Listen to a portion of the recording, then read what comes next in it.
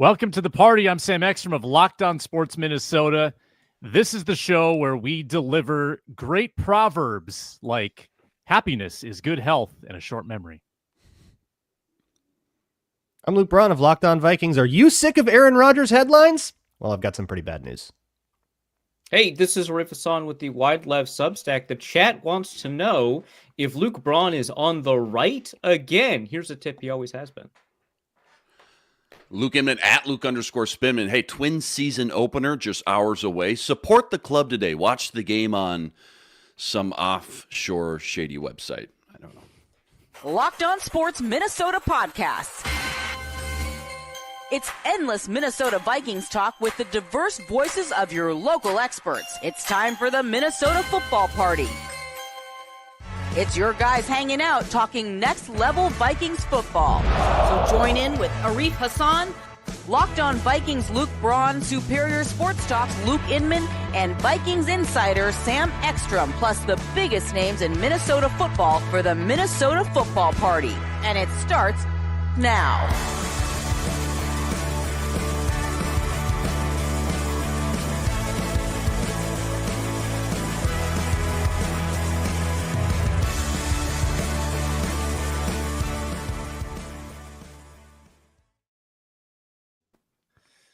Hey, better late than never. We're here. Welcome in to the Minnesota Football Party on a Thursday. It's part of Locked On Sports Minnesota and all part of the Locked On Podcast Network, your team every day. Thank you so much for making us your first watch or listen today. For your second one, check out Luke Braun on Locked On Vikings, ranting about Aaron Rodgers. He does that every single day, and you can find our audio. It's all I do is rant about Aaron Rodgers. Podcast Locked feed. on Aaron Rodgers. Segment one, Man, you're not Rodgers. wrong lately. Can we... Segment 2, Great Rodgers. Segment 3, Rodgers. Before we get to the latest Luke Braun rant, a Charles reminder, is losing it in the chat. we're brought to you by GameTime. Download the GameTime app, create an account, use code LOCKEDONNFL for $20 off your first purchase. Kwesi Adofo-Mensah, he had the door in his hand. He was getting ready to slam it. He was winding up. And then there was like a door jam in the way that just stopped the door from being closed all the way on Aaron Rodgers. Those headlines will persist. Plenty of other things coming out of that Kwesi presser as well, including his own contract status. And we get into top 30 visitors for the Minnesota Vikings, plus nerdy stats on our favorite prospects. But we give it to Luke Braun. We give him the floor. The door's not closed.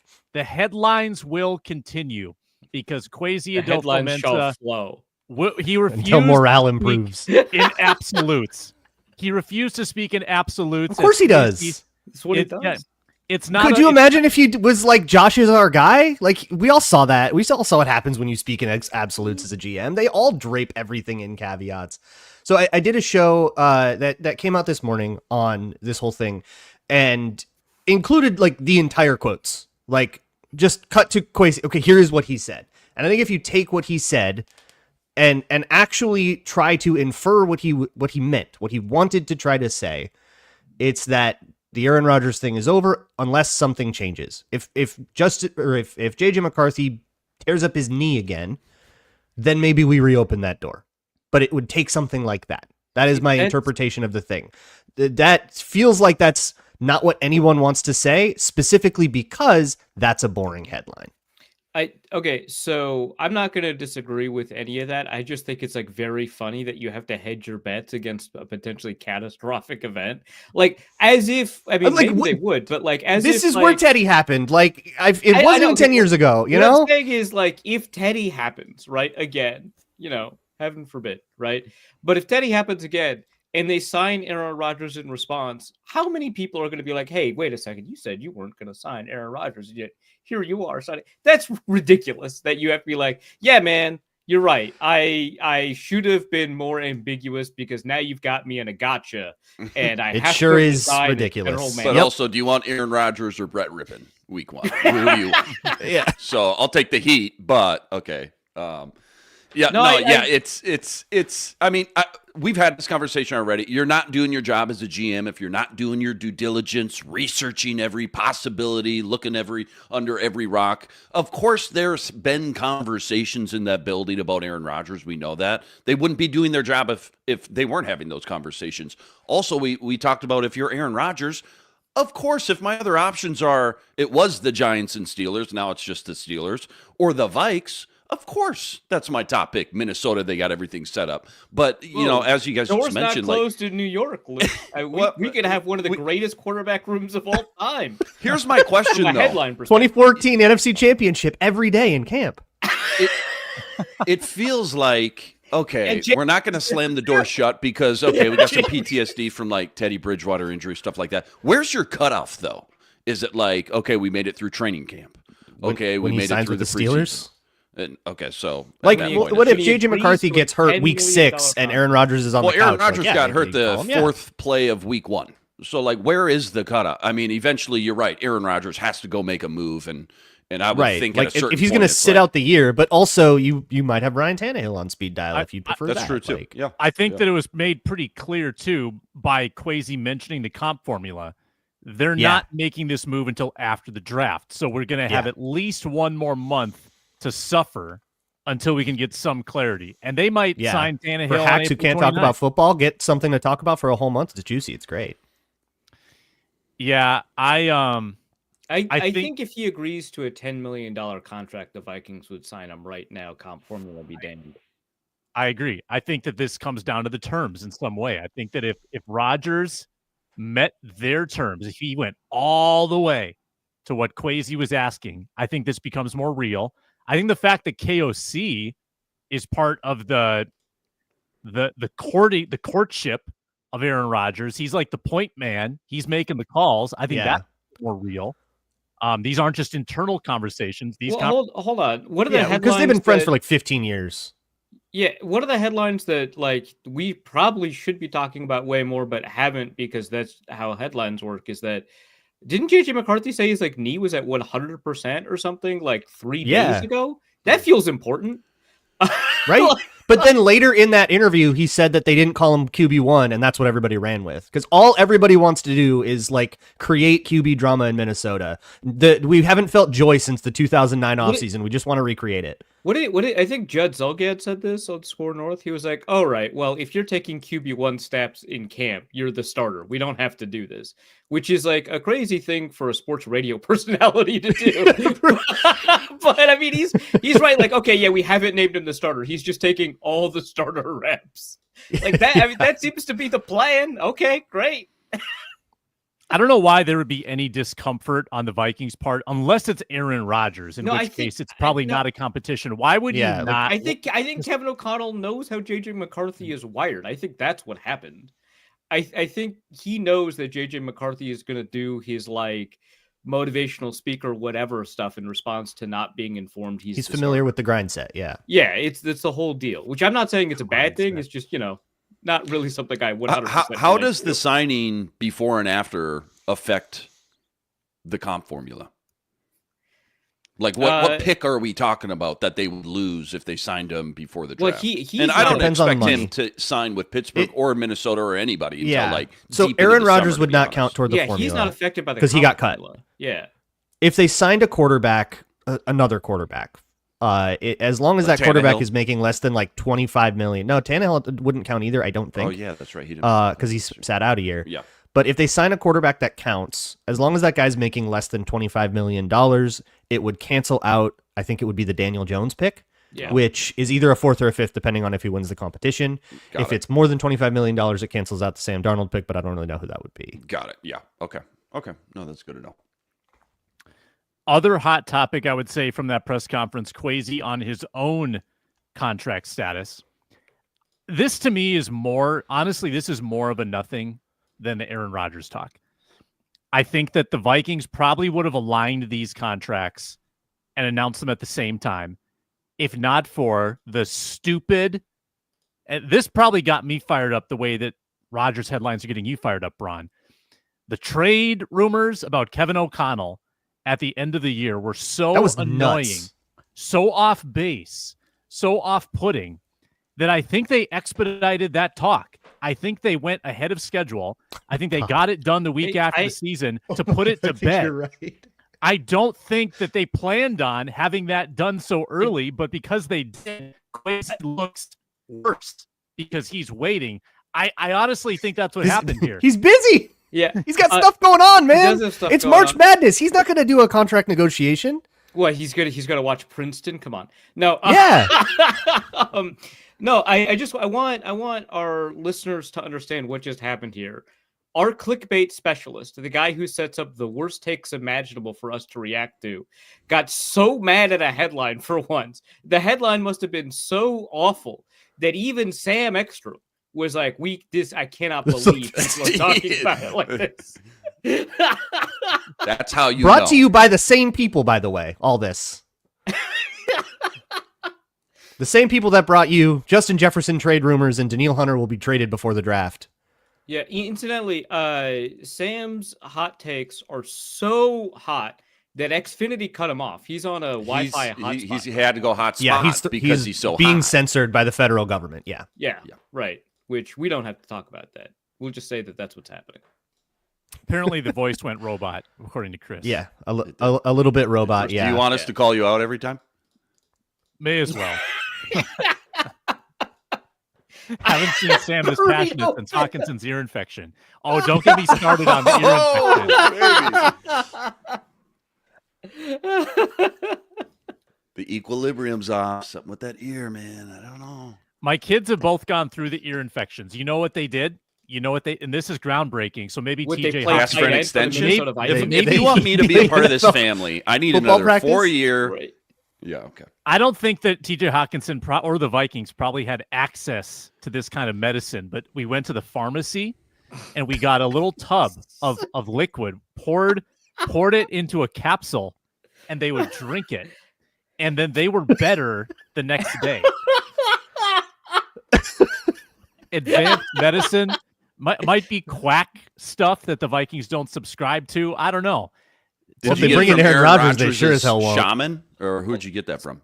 Oh, Sam, robot. Sam, I want to know, does your family lose out on like $10 million if your kid's balance is a little bit off and he doesn't catch a pass? Is that what happens here? I mean, more or less. Yeah. I mean, they're making that money on. Hey, they're investing in their futures on the playground right now. You know, Right. if they're not balanced now, Yeah. then who knows what happens down the road. Of course. So, contract status though it's a nothing burger, right? I mean, this is getting done. It's getting done. It's a foregone. It was very clear. He talked about like, oh yeah, we're making progress toward that. We'll get it. Like it felt like the way you talk about a project you're like halfway done with, but someone's badgering you because they want it done faster. Yeah. And you're like, oh no, we'll get to that. Like we're working on it. It's just, it's happening. But dude's busy. It's free agency. He's got the draft going on.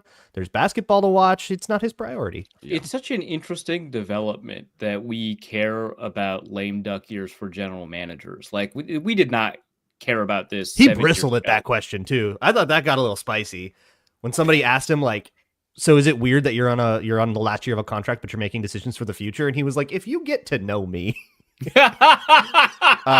like he really seemed to like take that a little personally, which I thought was kind of the spiciest moment of the whole thing. And, I think there was also like one too, too if many. I'm him, like I'm Yeah, sleeping good. I'm sleeping great. Like I'm not worried about this whatsoever. Yeah, N- people tried to knowing be that like, "Are his you agent- jealous of Kevin O'Connell?" And he was like, Yeah. "I don't what? Like, No, I don't I'm think good. about that I No. love that. Are you jealous of Kevin O'Connell? because he That's got his done." And it's like it felt like, and this is why I was so frustrated on my show. There are so many things that I was curious about that I would have loved to hear from Kwesi know. about what, why did Will Fries get a 5-year deal when no one else did? What about the Draft commitment to the questions. trenches in a way that this franchise hasn't done, right? Yeah, draft stuff. Like, there was not one question about the decision to ultimately let Sam Darnold walk. We haven't talked to him since then. Mm-hmm. And 65% of this was about Aaron Rodgers, and 20% of it was about his contract. And both of those stories are going to completely evaporate into thin air by June. And there were a number of follow-ups too where they just tried to get him to say the absolute that he was never going to say. There must have been two or three. So you're saying because they want to say he won't definitively say it because they already got their head. They got the WordPress pre-published, scheduled. They just got to justify it. Who's still using WordPress as a CMS in that media room? I don't think Pio or Star Tribune use WordPress. I have no idea. I'm just for accuracy's sake, Luke. I think that your joke doesn't work. Thanks for auditing my joke. Yeah, no, for sure. I can keep doing that. Yeah, I don't know. It's pretty interesting because it's also a product of kind of like the way that you construct your stories, right? Because when you go into a presser, right, most of the time, 98% of the time, you already know kind of the subject of the story you're going to write. Maybe you don't know the direction it'll go, and usually you do. You already know the subject of the story you're going to write. They all walked into that room knowing that the primary story that they're going to write is going to be about Aaron Rodgers. Like the thing about these pressers, and I loved going to pressers, don't get me wrong, is that they're not like pure fact-finding missions. They are quote mining operations. You're finding quotes for the story that you're in the middle of writing. And maybe it'll change the direction of your story. Usually it won't, but that's what it is. And so that tells us the next couple of headlines we're going to get are going to be about Aaron Rodgers, especially when you get follow-up questions. That's what a follow-up question very typically means, is that there's more in the story that they want to write, and that's the thing that they're focusing on. So yeah, I would have the answer to the Will Fries question is probably he's not 30, right? But I would have liked more answers to some of these questions about free agency, or at least a quote about how flexible you can be in the draft, given kind of the approach in free agency that allowed you to tackle a number of positions, or, maybe get an answer about a philosophy of like whether or not you ever go after top free agents, whether Jonathan Grenard counts as a top free agent when it comes to debating that philosophy, that kind of stuff. And whether or not they're ever going to sign a guy that is not coming off of a down or injured year. That I would love that question. Yeah, the injuries thing would have been a great thing to ask about. Like, somebody did ask about them playing guys over 30, but like all these guys are coming off of injuries. Is that a coincidence? Are you trying to find a market inefficiency? What are you doing? No, let's just ask another one about Aaron Rodgers. Yeah, and he did allude to, like, in that answer that you talked about, Luke, at some point it becomes value. Like, they have an equation that says, okay, based on prior players with this injury and their ability to bounce back, there's value here. Based on the production that we expect. And I think it was a decent answer, but it wasn't a very direct answer about specific players coming off different injuries. That really is the story of this offseason with all these signings. I want to talk a little draft when we come back, including 4 top 30 visitors that have been confirmed, including a possible first-round pick. What do we think about that next on the Minnesota Football Party? We are brought to you today by GameTime. You want to be in the crowd live. There's nothing more energizing than a good live sporting event. Getting tickets to the big events can be stressful. That's where GameTime comes in. They make it easier than ever to get last-minute deals. With their curation feature called GameTime Picks, you can find the best value on sporting tickets, concerts, comedy, because they show you what the best deals are in the venue. Easy ticket shopping. It's a couple clicks, you've got your ticks.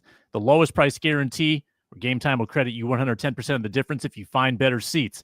So have peace of mind and take the guesswork out of buying tickets with GameTime. Download the GameTime app, create an account, use code LOCKEDONNFL for $20 off your first purchase. That's LOCKEDONNFL for $20 off. Download GameTime today. Last minute tickets, lowest price guaranteed.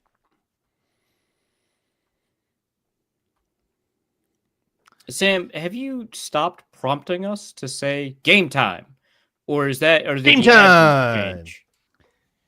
I mean, I think at this point it's Pavlov's dog, right? You're trained to say it. He doesn't when need the to prompt, read that's true. when the read starts. You don't need a read and respond. Like, you just know when to do it. So it's in the ad read and you're not doing that. Okay, I'll be sure to email our bosses. Oh, you're asking about the tagline. You're asking about what time is it? Game time. And that's not in the copy any longer. Yeah, so that's that's not been in the copy for some time. They know that we'll do it. That's great that they've been watching the show. Right. That's It's fantastic. organic. We They wanna keep it- probably have. I wonder what they think about all this. They're We're getting gonna get a bonus check in the mail for like 17 cents here soon. royalties. Here's your cut. Here's your cut.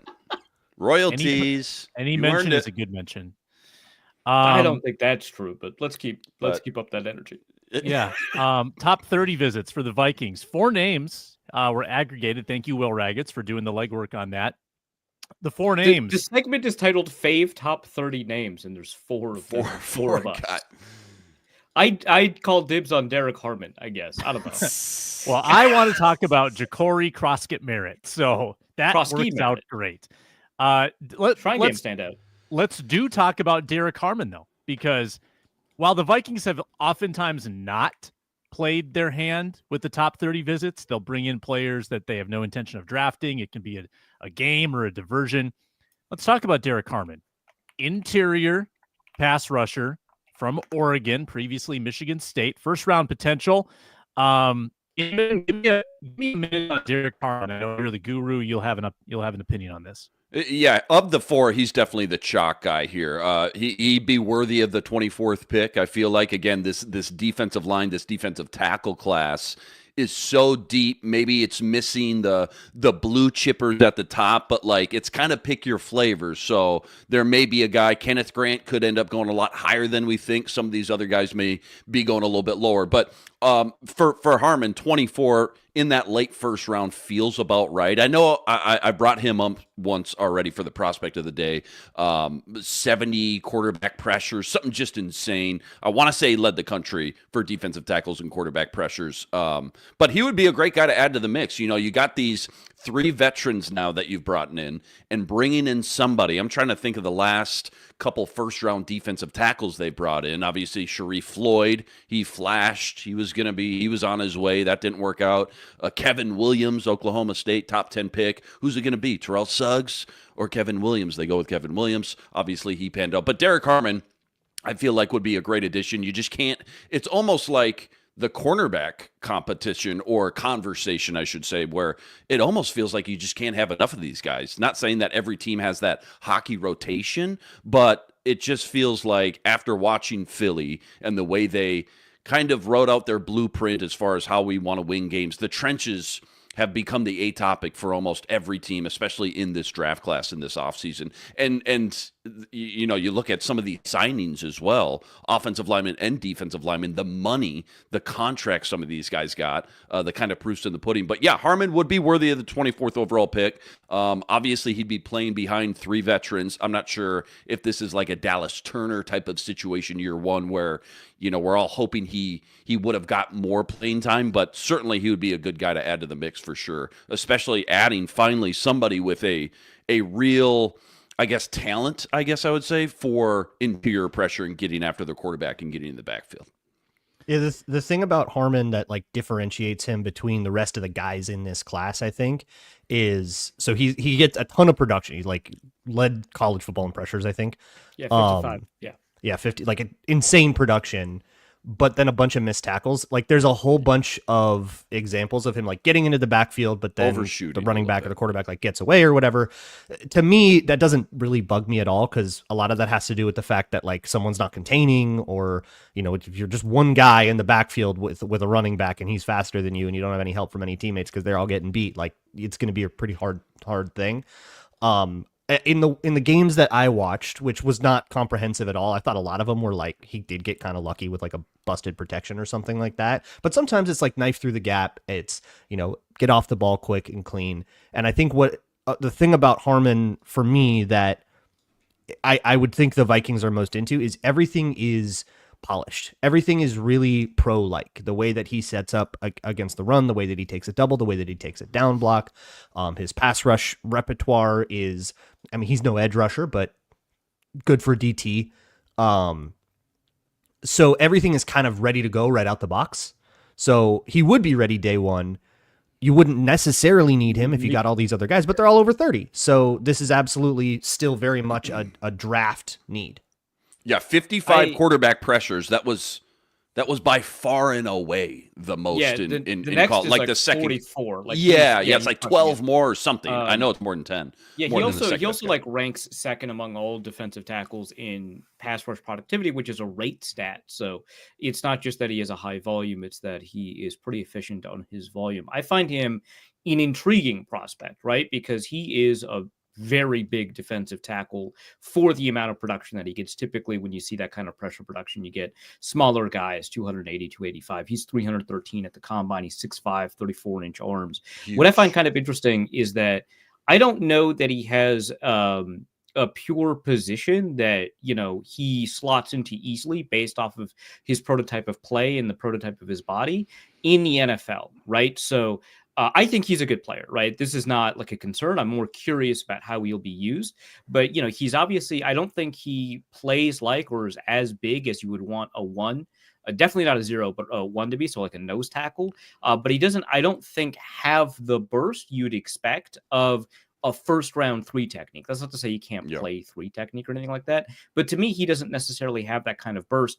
The length would suggest maybe he's like a 5 technique, right? Like a 2 or a 4, right? A 2 gapping, like 3-4 defensive end over the offensive tackle, that height, those long arms, it kind of fits that classically. But he definitely doesn't, in my opinion, have the bend that you'd expect somebody like that to operate, especially on passing downs, nor do I think he's as stout as you would expect a 2-gapper to be. Not, again, I think that he would be an effective addition for a lot of teams. I'm just kind of curious about what his ideal role would be in an NFL defense. And I would trust Brian Flores to find the best role for him. He's just kind of like an intriguing prospect because I don't think that he classically slots into a lot of the roles for a modern defensive line. A well-defined role or position. I wouldn't plug him in the middle. I think that's like a waste for a bunch of reasons. It definitely is the kind of guy you try to get like some one-on-ones for. But I think crucially, he can survive a double team, which like Walter Nolan, Georgia killed him. Georgia made the man die. Every time they double teamed him. And so like for me, that puts him above a guy like Walter Nolan. A lot of reasons to put him above Walter Nolan. There's on and off. On air production when we do this. On air production meeting. How's the audio? It's okay, Sam. It's fine. It's fine. You just get artifacty every once in a while, but it comes out of it. I like Brashard Smith on this list as well. Converted receiver from Miami, 3 years with the Canes, goes to SMU as a running back, rushes for 1,100 yards, and runs the 4.39. I like the kick return skills. Getting for him Antonio too. Gibson vibe, Sam. Is that? That's exactly the comp I had in mind. Yes, of course you did. Yeah, well, and also too with these 2 running backs, it is such a deep running back class. These guys probably aren't on most teams like top 12 running back. These are like late, if not even like you might be able to get these guys in undrafted free agency too. So I like the fact though that Brashad has a lot of reps under his belt as far as kick returns at Miami anyways. I don't know how much he returned at SMU, but I think that's just going to entice them to be like, we should probably get somebody new or young into the mix developing as far as punt return, kick return kind of goes. And I feel like that's of these 2 running backs anyways. I feel like, and the fact that you mentioned wide receiver converted to running back, instant success, huge production, huge numbers at SMU.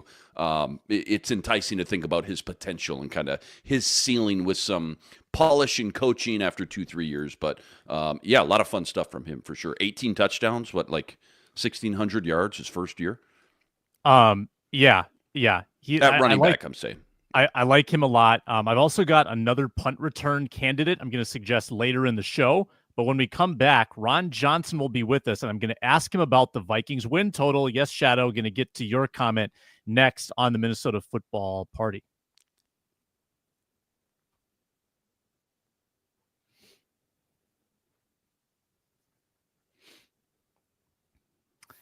And we're back, and we bring in Ron Johnson of the Ron Johnson Show. He's at 3 Ron Johnson joining us now. Ron, welcome in. We just got a comment giving us the Vikings win total. I think it dropped today via ESPN. This is the projection, 8.5, projected as a 500 football team. Your thoughts on that? I mean, last year they said 7 or 8, so I'm still gonna go with this team is still solid. JJ 6.5. McCarthy is pretty Was last much, year. I think he can do exactly what Sam Darnold did. I don't think there's anything Sam Darnold did that JJ McCarthy can't do. I think Kevin O'Connell is a mastermind at getting the quarterback ready to go. So they can say whatever they want. At the end of the day, it's going to come down to the other teams. Last year, the Texans weren't as good as we thought they were early in the season. The 49ers weren't as good as we thought they were going to be. So there were some anomalies to those wins the Vikings got early on because some of those teams just did not look as good as they were supposed to, quote unquote, or slated to look. And if I'm not mistaken, I think the Texans got better as the season went on anyway. But that was part of it. So we'll see in these early games again with the Vikings, because JJ McCarthy's, if it is him, first 4 or 5 games is going to be the question about what this team's going to look like. So I think that's going to be the key to this early season who do they play? Where do they play them?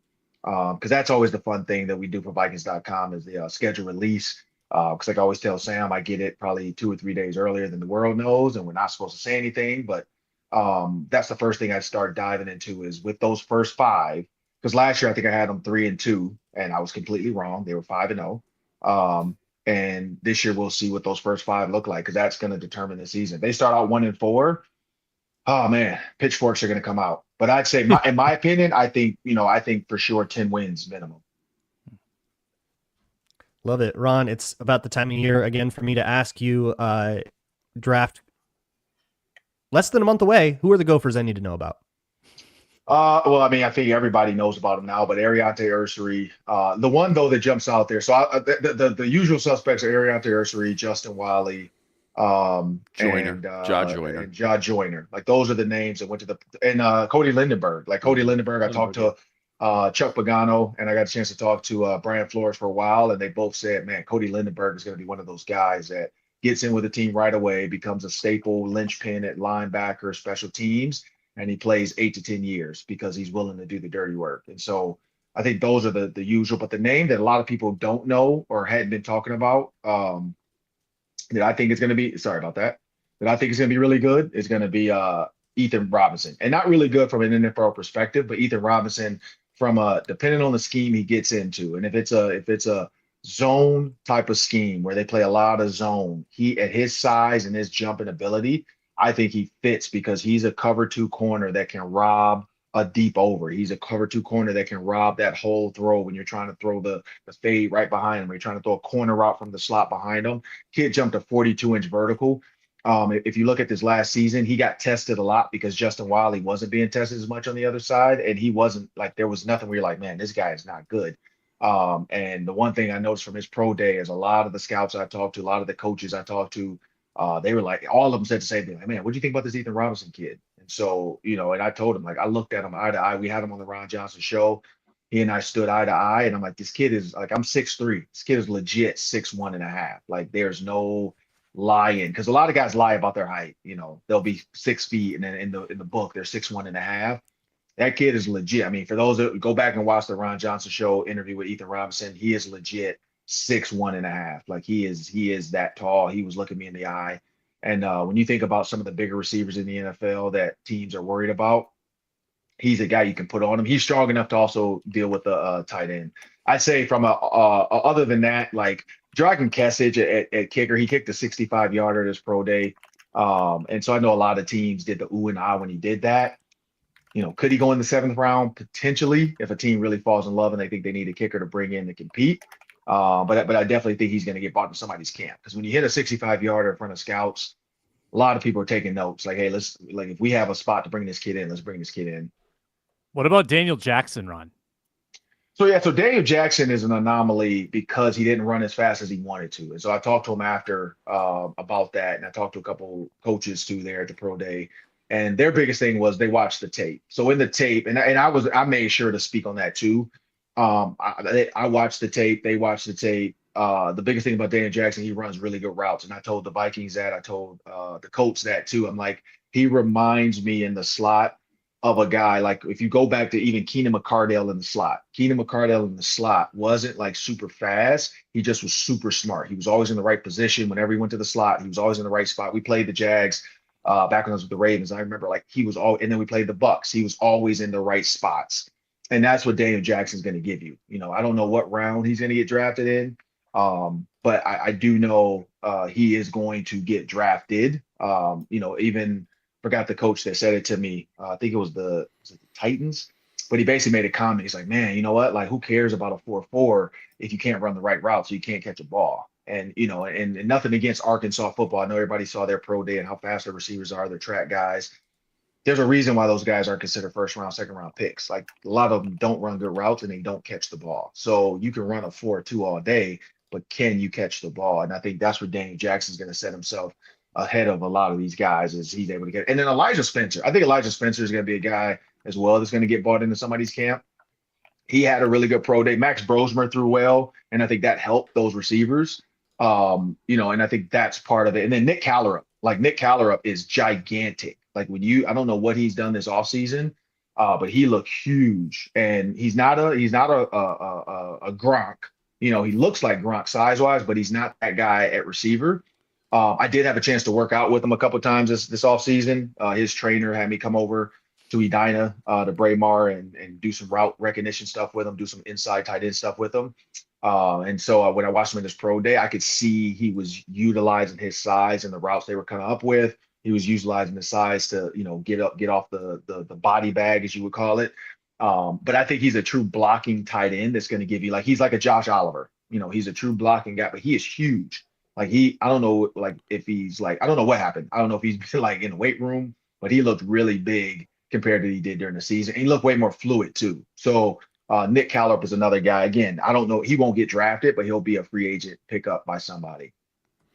Hey, Ron, reminder too, Jerry Rice ran a 4.71 at the combine. So Terrell Owens ran a 4.62, I think, or 4.64. So Keenan Allen was super slow, 4.6s or something like that too. Yeah. You played in the NFL. I need your thoughts on this whole Travis Hunter transition to the NFL. Obviously, wins the Heisman, super talented, but how does this two-position playing offense and defense translate into the NFL? Like, if you're a GM or a head coach, what's your game plan or blueprint? How are you going to use him and, like, get your money's worth out of? I'm using a top 5, top 10 pick because, as you know, it's hard enough to come in as a rookie and translate right away. Now I got to learn offense and defense. I mean, how much is going to be on his plate?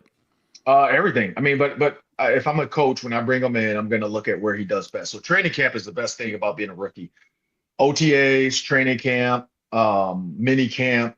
You get to have fun. Like, it is really fun. Like, that's the one thing I missed about football was the training camp, the early, not the 2-a-days, 3-a-days, like the Bears. We did 3-a-days. We practiced at 6 a.m. We practiced again at like 2 p.m. And then we had a 6 p.m. live scrimmage in front of the fans. And so the live scrimmage, quote unquote, wasn't practice because we were just playing a game, but it was 3 practices. And so when you look at that era of football compared to this era of football, and, I'm not going to be one of those old guys screaming from my porch. It is what it is. It should have been a little bit easier back in the day because to hit 2 practices in a row, it didn't make sense. Like, it didn't make sense, but especially receivers, DBs. I get the offensive linemen trying to really get the good looks and figure out who's going to make your squad. I will say this, though.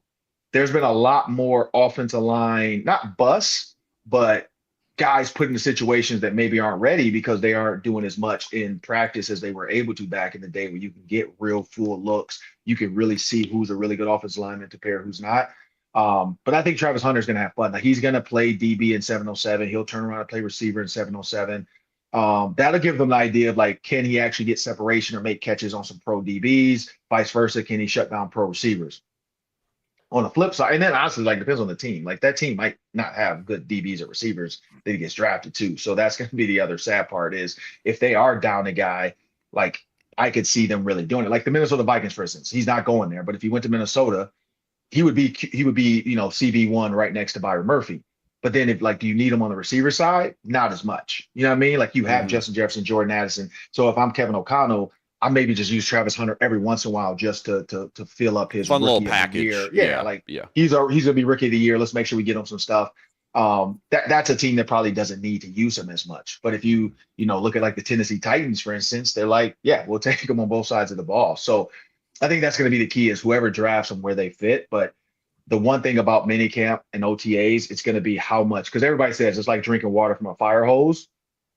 for him now, it's going to be 2 fire hoses. Like, how Mhm. can he handle that much information coming at him that fast and be able to process it and then succeed on the field? I think that's what he's going to learn is like the stuff he did in college is not going to be as easy to do, but he's still a great athlete. So I think he'll be able to do it. It's just not going to be as easy. Like, he's going to have to work a little harder. Go back and watch his routes with Colorado. He wasn't running great routes.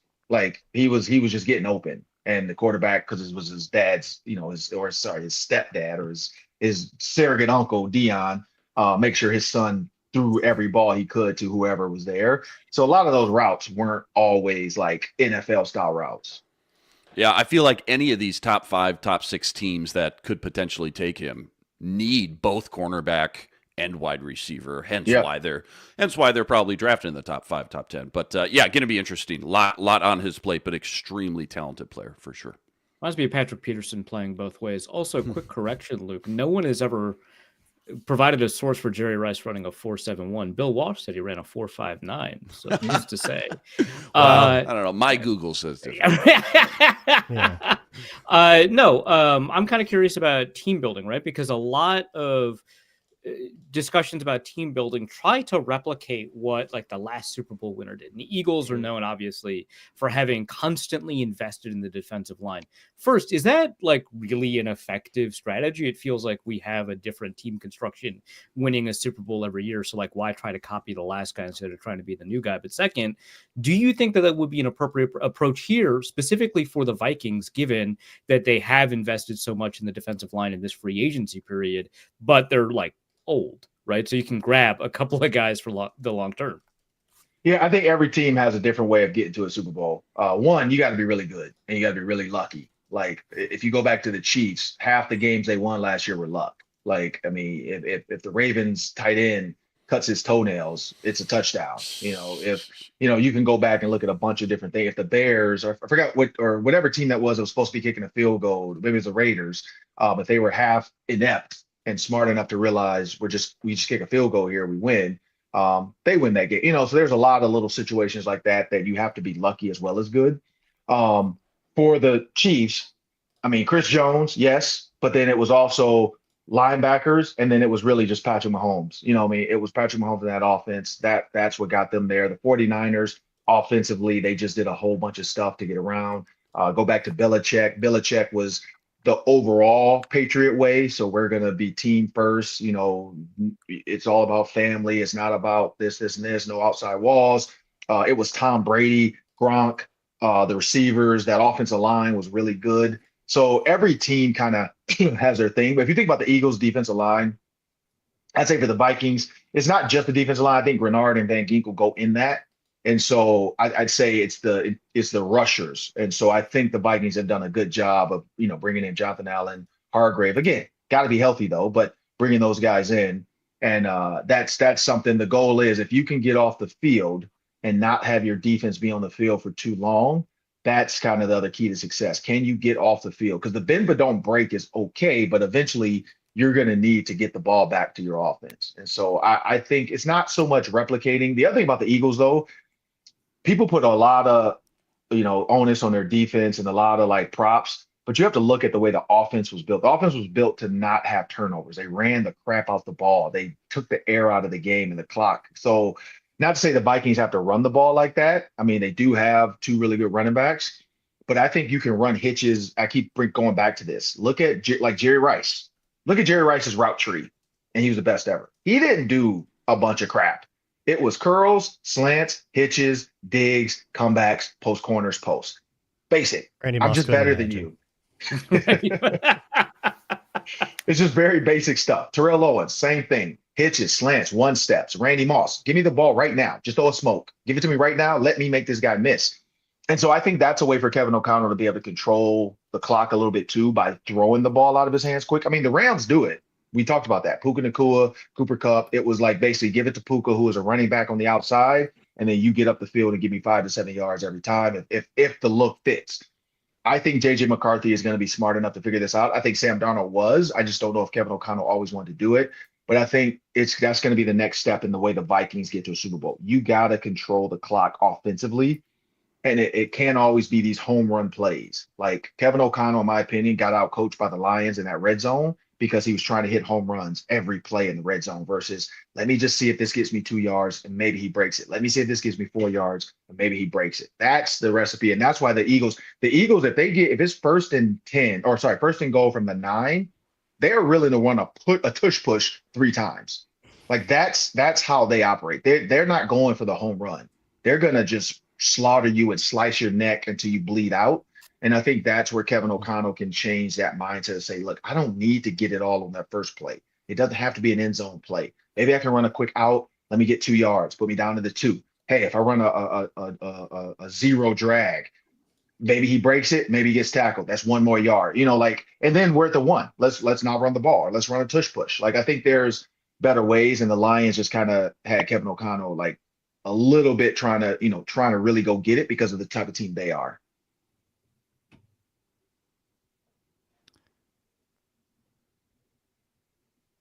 Sam, you good? I was not good. Now I'm good. The audio's back. Hello.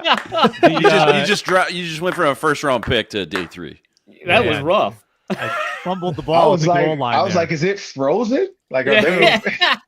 We good? It's been a tough show in that regard, Ron, but we're fighting through it. Thanks for being here at 3 Ron Johnson. Ron Johnson. I will say one thing though. I will say keep an eye on Michigan players to the Minnesota Vikings. Like, I know I talked to Brian Flores about it. And I just names that's exciting to hear about. I got a text from one of the Michigan defensive players, and come on down. And he said the Vikings did reach out to him and talk to him. And we got reportage. We got scoops. Yeah. So we got Will Johnson, cornerback, Kenneth Grant, defensive No, tackle. I mean, They're trading up. so- They're trading up for we know they like Mason. We know they like Kenneth. We know they like Will Johnson. But I think when you look at some of the other guys, on some of the other guys like Makari Page, safety out of Michigan, 6'3", ran a 4.45. He's a box safety that can play the back end with 4.45 speed. He can cover sideline to sideline. When you're looking at a guy that could be a late round pick, Makari Page could be a guy the Minnesota Vikings did reach out to him after he ran the 4.45. And so I had talked to Brian Flores about him. I was like, he's 6'3", he's 217, 220 pounds. So that's a big body to be moving that fast. And, that was one of the names that I know. There's some other guys defensively from Michigan. And the reason why, let's be real, you look at national champions, you look at Big Ten champions, for years, Georgia had the world kind of on their pedestal, like, hey, Georgia players are, and then we start looking at the names of Georgia players and it didn't work out for some of them. Now I think it's like, okay, we like the champion side of it, but then what does Coach Harbaugh say about them? Because Harbaugh had these guys for 3 to 4 years that are at Michigan that are coming out now. And so a lot of these coaches have reached out to Harbaugh as well about some of his players. And here's the thing about Harbaugh. People are like, oh, he's not going to be honest about his players. He is, especially if he knows he's not going to draft them. Why would he screw over their draft potential just to try to get them, knowing he's probably not going to take them anyway? He wants his guys to go to the best team possible as well, because that's the other side of this is it makes him look great. And all of a sudden John Harbaugh has, 10 draft picks this year from Michigan. Sharon Moore did a great job, but Harbaugh can say, those are my guys. I still see coaches taking credit for their guys. Deshaun Foster, they just talked about NFL running backs in the league, and UCLA has 4. Deshaun Foster just posted, I coached all 4 of them. So coaches love that, when they can take. PJ Fleck has signs on the wall talking about, like, I think he's one of 5 programs that have had a first or second round pick in the last 5 or 6 drafts. Yeah. And so Minnesota is hanging their hat on that. First or second round pick in the last 5 or 6 drafts have come out of Minnesota, which I think there's only 5 or 6 teams that have done that. I read that too, a week ago, and I was like, that can't be right. That's crazy. And so They should just recruit 400-pound offensive tackles every year, right? Yeah. I mean, that's why Arizona State women's basketball is rowing the boat. They see it works. And so they're like, hey, we're gonna row. We're not gonna row the boat. We're just gonna row. It's different. It's a little bit different. Gotta watch Our that boat trademark. doesn't work. Just row. Molly Miller fan Ron Johnson. I'm definitely watching Arizona State women's basketball now. If my daughter in a couple years, if Molly's still the coach there, I will have my youngest daughter who plays basketball take a trip to Arizona State, because in the 4th grade she's already 5'3", So she's All right, she's yeah. gonna be You're she's in gonna a be good tough. spot. All right. Ron, you might get an at-home visit from That's the coach. crazy. Yeah. How about that? Thank you, Ron. Great as always. Good scoops, good intel. We appreciate it. We'll talk to you next Appreciate week. it. At 3 Ron Johnson on X. To close, I want some nerdy stats of the day on draft prospects that you love. Haven't done this segment in a bit. Analytics fans rejoice. It's time to get educated Whoa, you're blowing my mind right now. with the nerdy stat of the day.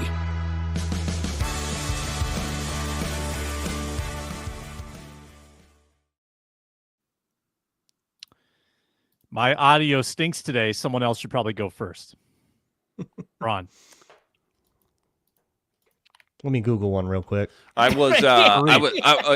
you go. Mine's not nerdy per se, but it's just I crazy. prepped the basketball this time. I was honestly banking on this getting cut. Here's a crazy one game luck. Somebody told me to go watch this game of Buffalo linebacker Sean Dullock versus NIU, Northern Illinois. It was one of the craziest one game samples I've seen of anybody I've watched this year. Listen to this stat sheet. Buffalo linebacker Sean Dullock versus Northern Illinois. 19 tackles, 5 tackles for loss, an interception, another PBU, and less than 40 passer rating allowed. That was the craziest stat line I've seen for any single game I've watched this year. I know he ran a 4.55 at his pro day, which was really good. 3-cone was really good. I think it was 6.93. It was above the 80th percentile for linebackers, which was solid. He's undersized. He's 6'1", 225, short arms, small hands, all that. But as a day 3 guy, maybe even possibly, again, undrafted guy, special teams right away.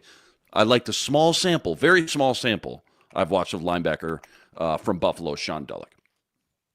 All right. And they need some young linebackers too to bring in the mix. Outside of those top 2-3 guys, there's just not a ton of depth or developmental guys, I should say, I guess, behind them. Brian Asamoah didn't pan out, obviously. He didn't turn into what we hoped he would be. So, crazy one game from Sean Dullock versus NIU. I like that. I'm going to speak slowly and clearly. Okay. Have you heard of the slot god? Coleman Owen from Ohio. This is rough. Is it bad? No, you're coming through clearly. The speed is killing me. Well, the It's suspense like too. the kid from Malcolm in the Middle. Yeah, that's right. That's good.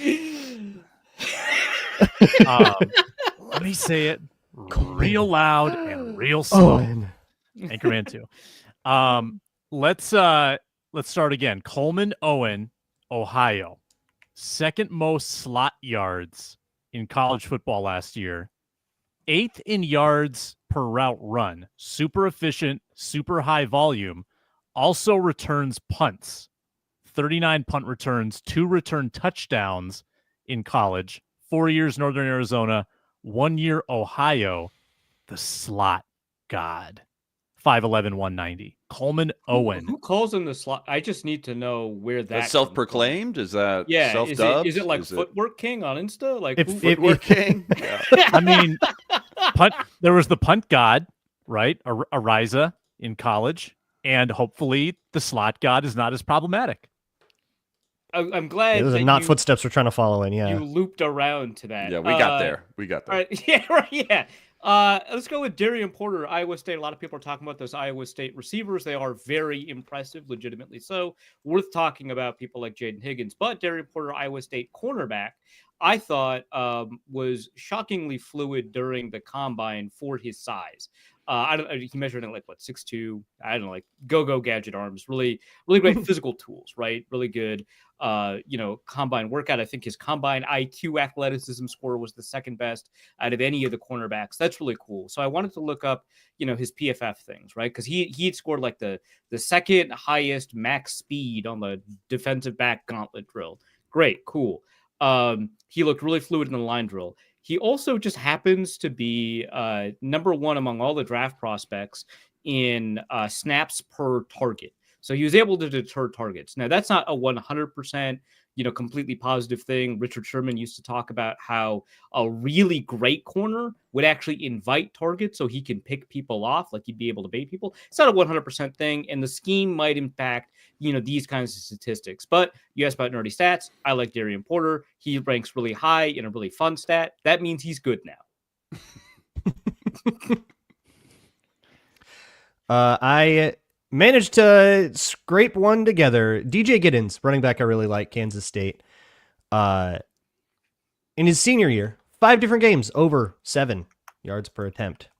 And 2023, according to Kansas State's bio of him, so take it with a grain of salt, but an extraordinarily nice 69 broken tackles. Nice. Very nice. Very nice. Oh, splendid. Also, I got it wrong. Darian Porter is 6'2" and 7/8. Let's call it 6'3". Well, it's basically 6'4", though, at that point. It's basically 6'5", yeah. It's J-Ron Curse. It's a shade under 6'6", really, at that point. A He can play shade. basketball. It was splitting hairs, You guys were fantastic today. My hotspot dropped the ball, but you guys were really good.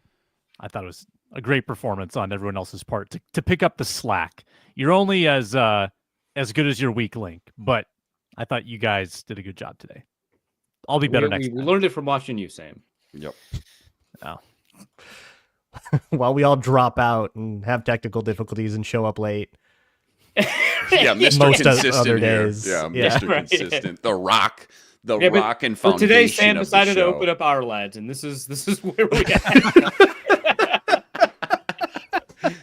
Don't do it.